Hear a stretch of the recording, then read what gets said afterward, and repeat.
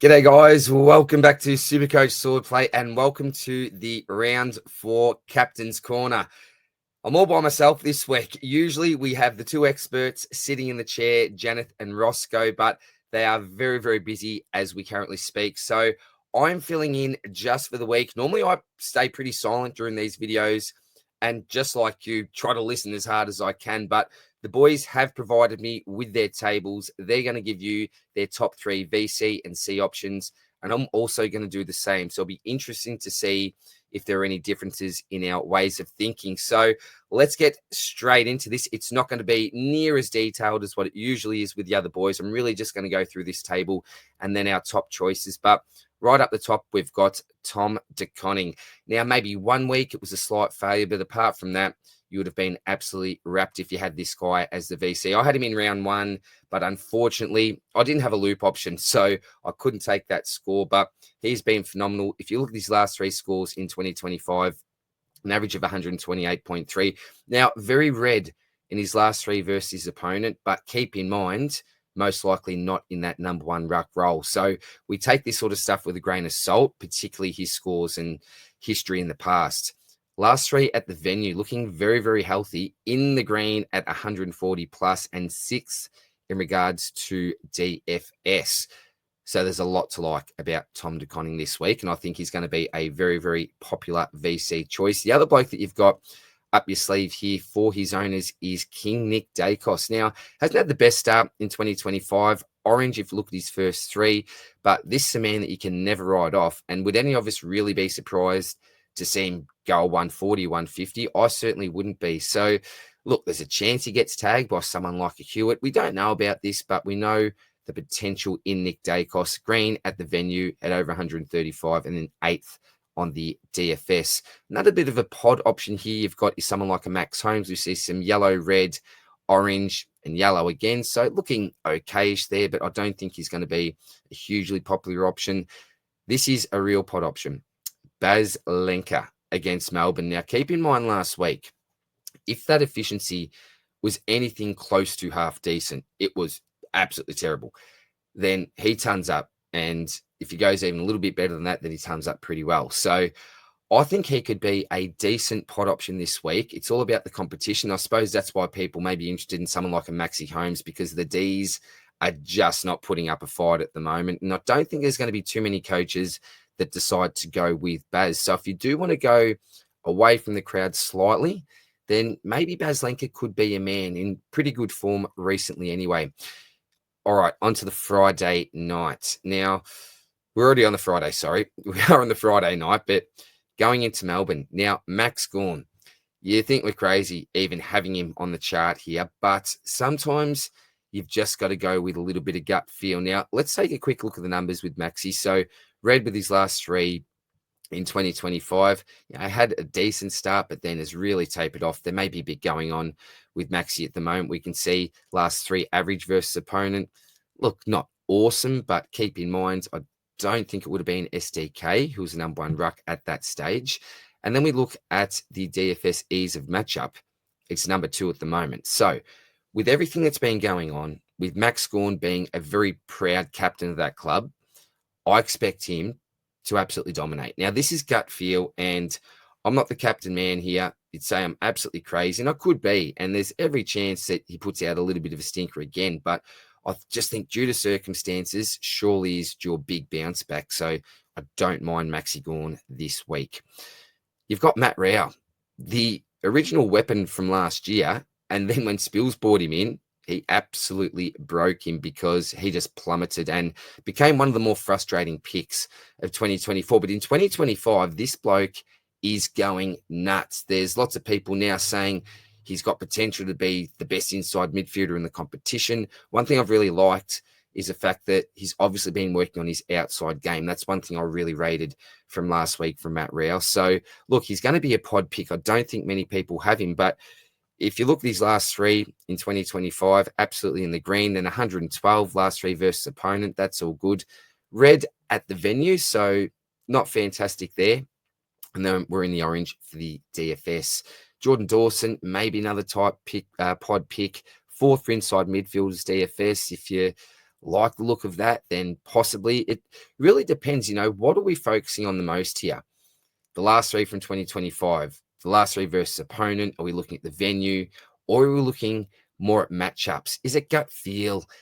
What do you consider to be the most important aspects of selecting your captain? Obviously, the boys try to get a really good balance here and weigh up all four and other factors on top of this as well. This is just what you see on the document here. So let me know down there in the comments section, what do you rely on the most for your data when it comes to selecting your captains? I'll be really interested to know that. Now we get into the Brisbane boys. Now, Brisbane play Richmond this week. And if we talk about matchups, this looks pretty juicy. We've got three here. We've got Chalky Neal, we've got Dane Zorko, and then we've got Josh Dunkley. So I would not be surprised to see any of these blokes go absolutely massive. So if we look at Chalky, the big red here, and this is concerning, his last three scores in 2025, 71, 133 tick, and then 41. That was a James Jordan tag. So you are still a little bit worried with McIntosh potentially going to him, but at the same time, come on, this is why we're keeping Lachie Neale for these type of matchups. So I've still got confidence he can go pretty well. He really loves playing Richmond. If you look at that, 162, 143, then 110. So brilliant average against them. 102 at the venue, that's okay. And then a pretty good matchup for an inside midfielder. Dane Zorko, if you look at his last three, the absolute opposite to Lachie Neale. He has not gone under 135 points this year. So given the fact that West Coast just gave up a fair bit last week, as we know, surely he's got to be a great option for us. If it's dry conditions particularly, this will suit Dane Zorko down to the ground. Big sort of ground as well at the MCG. So I really, really like Zorks as an option. And then you got Josh Dunkley. He seems almost like the safest type pick in a way for me this week. You've got Chalky, who I think probably could go bigger, but you know that Dunkley's not going to cop the tag. There is every chance that Neil does and things don't work out swimmingly. So I think he's a pretty safe one. But if you own Zorko, he's probably the guy I rate highly, the highest out of the top three for the Brisbane Lions there. Then you go on to a couple of North players in Sherry and Daniel. Sherry, I'm just a little bit concerned about with that injury. I think he'll be fine for this week. Scans came back all good, but there's just that little worry in the back of your mind, isn't it? What if it happens early again? And I'm just not willing to risk it at the moment. I want to see a couple of good weeks of good form from him, and then I'll be happy to get him right back in the loop, because that's a big reason why I started Tristan Sherry for the captaincy reason. Caleb Daniel, for some reason, I'm just not as confident on. I don't think he's got the ceiling required for our captain or vice captain. But in saying that, maybe if you just want to go ultra safe as a backup type thing. But for me, I just don't think he's going to be too relevant with the other options that we've got here. You could go your Isaac Heaney or your Matty Roberts. Again, I'm not huge on them. You can check out all the data there. Finn Callaghan could be a massive pod this week. We know that he got Finn McGuinness. I don't even want to think about that. Would you believe Sammy Mitchell? I've been round about Sammy Mitchell doing this all week, but playing West Coast this week at home, I think has potential to be the best midfielder in the competition with all the athletic traits, skill, and ability that he's got. Surely against West Coast, this is a big bounce back game. Does a Graham go to him, a Baker type? I'm not really sure about that. I'm hoping not. I hope this is one out of the blue from McGuinness. But look, if you want to go a pod, maybe if you need to claw back some points somehow, then he could be an option. He could be a late option that you could look to go. However, if you've got his teammate in Lachie Whitfield, I expect this guy to go bananas this week against West Coast. We saw what Zorko scored. They've been leaking a fair few points in the defensive half. So Whitfield, with his role, with his start to 2025, with what he did last year, with his scoring history, everything to me this week just has tick, tick, tick when it comes to Lachie Whitfield. So 116 for an average, 113 versus the opponent in the last three, 118 at the venue, and then we are third for DFS. So there is so much to like about Lachie Whitfield this week. I'm spewing as a non-owner. Now, Connor Rozee, I think he gets tagged. I think he gets a windy tag. I don't know if Butters is going to come back, but they tag him straight away. I'm not sure, but I'm, a little bit scared off by that, I think. Jack McGray against Port Adelaide, phenomenal form. We know what McRae's been like, but the opponent at the Adelaide Oval, I'm not too sure. If you look at those averages at the venue, and against the opponent, it's not looking fantastic. But if you look at his first three, then that is phenomenal. Yeah, probably one that I'll stay away from, I think, this week. Jack Sinclair. Well, this man could do absolutely anything. I had him for probably the first half of the preseason in my side until the injury news came through and just didn't jump back on him. Shattered that I didn't, because this guy is in phenomenal form. So this is probably more of a form thing that you go with more than anything there. If you've seen Claire owner, certainly could be in your loop. Then you got the Freo boys in Sarong, Brayshaw and Jordan Clark. Playing the Dogs this week, it's always a pretty good midfield matchup, and I don't think that they'll look to tag. So a Sarong without a tag can always go well. Just really wasted the ball last week. I think he had 35 touches. Brayshaw was really the one to own last week. So you could go one of those two blokes as a backup. I really don't mind that too much. Jordan Clark, potentially. Don't know if he's got the ceiling though. And then you got Old Man Libba. Now, I don't know how many teams actually own Libba, but if you've got him, there's a fair bit of green, isn't there?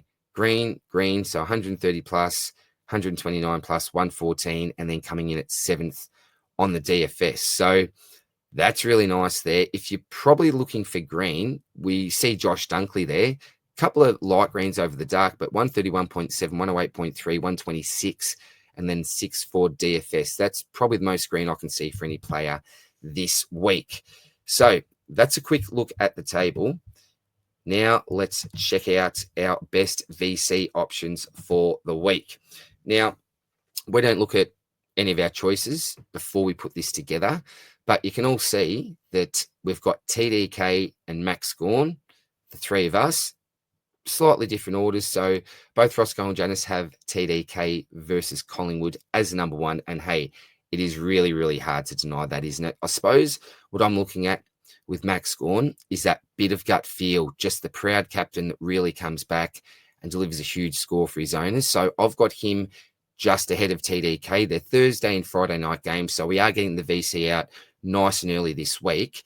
But I've just got that feeling with Max Gawn over TDK. But either way, yeah, we've got Max Gawn in the top three as well as TDK. So Rossco's gone TDK at 1, Gawn at 3. Janath's gone TDK at 1, Gawn at 2. I've gone Gawn at 1 and TDK at 2.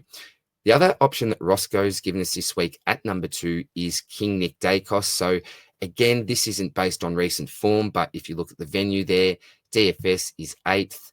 He can go really big and he's got a huge ceiling. So given the fact that he really hasn't smashed one out of the park this year, surely it's just a matter of time. We're getting closer to a big ceiling score, and Rossco thinks that it could be this week.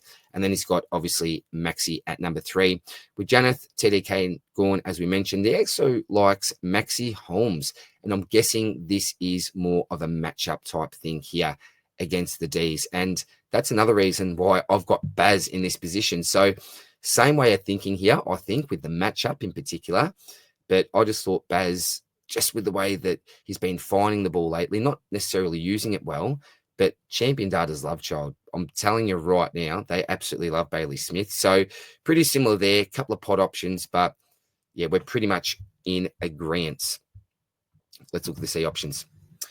Rossco, Janath, and myself all have the Magician Dane Zorko as the number 1 option, and it's really hard to go past. If you look at that 3-round average, 136.7, second for DFS, average against opponent, 121, and the venue, that's not looking fantastic, but really 3 out of 4, and 2 of those ultra high, he's just so hard to go past. I really think he's going to carve it up against the Tigers this week, and I'll be going to the match. So anyone that is going, give us a bit of a bell, and hopefully we can catch up at halftime, have a quick chat. That'd be awesome. Rossco at number 2 has Shocky Neal, so he's got a little bit more confidence than Janath and myself that maybe there won't be a tag, or at least he can really break the tag. And hey, if you look at his last 3 against the opponent, it's close to 140, and they're also a really good matchup for inside midfielders. So hopefully Rossco is right on the money here, because I'm an owner as well, and fingers crossed Chocky just smashes it out of the park. And then he's gone with Old Man Libba. Form is hard to deny. A 131.7, 129.7, as we mentioned, and then a couple of yellows. So decent selections from Rossco there. I think Libba's more of that pod type selection.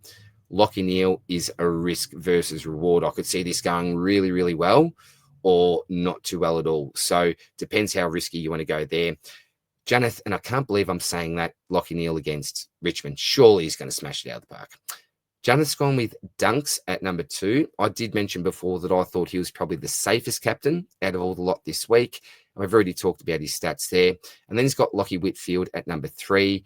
The only difference from me is that I've got Whitfield and Dunkley swapped around. So we're really thinking very similar or on similar lines here, Janath and myself. But Whitfield, I think, similar to Zorko this week, he's absolutely going to carve it up against West Coast. We saw what Zorko did last week. And just like Zorko, this bloke is in ripping form. Not as good as Dane at the moment, but 109, 128, and 111, that's extremely solid. He's now coming into an extremely easy matchup. And he's a type of defender that actually has a decent ceiling as well. So I hate not owning him this week. And I know some of my mates are actually doing a bit of a sideways trade and going Shees to this man, Lockie Whitfield. So I think that's going to be a decent trade for the week. Long term, we'll see how it works out. But I can definitely see the temptation there. And Dunks, as mentioned, yeah, very safe option. You look at his start to the season, 173, a 117, then 105 last week. So it has started really high, starting to go a little bit lower, but you'd assume that he's just going to absolutely dominate this week against the Tigers. So let me know what you think. Who are you going with? Personally, I do own Dane Zorko, so I'll be going with the Zorks as my captain. And the VC, I'm going with TDK. So TDK into Zorks for me. I think they're going to be 2 really strong options, and I don't think they're going to let us down this week. So, guys, I know that I did no justice to the great men from the third man up, Janath and Rossco, just super busy this week. So I've done my best just to fill in. They will be back next week, bigger and much better than me. So thanks for watching, guys. Appreciate all your support, and stay tuned for the SuperCoach stock market video. It's another bumper episode this week. I tell you, it's taken me hours and hours. I'm happy to do it because it really helps me, and I know it also helps the community. But wow, there are just so many options. My head is spinning, and very hard to give advice this week when you really don't know what you're doing yourself. But something to look forward to, guys. That should be out either late tonight or early tomorrow morning. Hopefully I get a bit of sleep. But all the best, guys. Much love, and I'll see you soon in the next one. All the best. Cheers. Bye.